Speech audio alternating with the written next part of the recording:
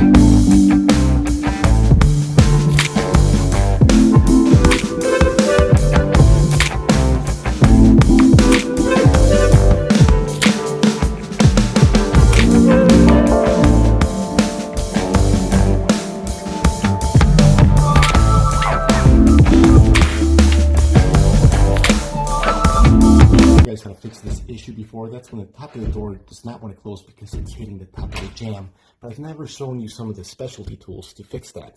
Now, your first instinct might be to throw a large screw behind that hinge, but that doesn't always work, and that's where this comes in. Tools have a specialty pin remover, so the first step is to remove the top and middle pin. Next, we're going to pick it up and slide a shim in there. Next, we're going to use the wrench to bend the 3 knuckles on the door to match the 2 knuckles on the jamb. So we got to bend them that way. So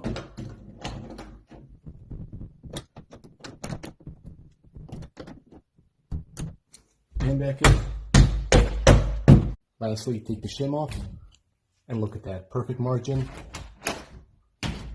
and no more rubbing. So yeah, hopefully that helped.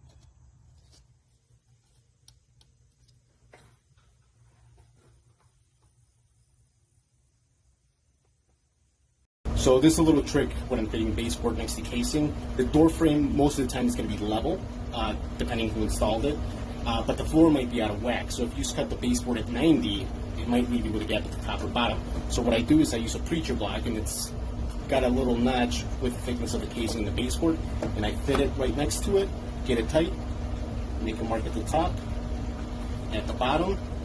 All right, so then I'm going to draw my marks down to these bottom points here and here, and I'm going to use this seam as a reference. That's the seam between the metal and the plastic. So I'm going to line up this top mark on the seam up top, like this, and then just swivel the seam to my mark at the bottom, and that's my angle.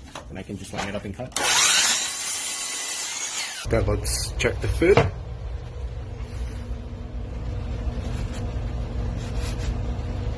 Look at that. So yeah, hopefully that helps. Take care.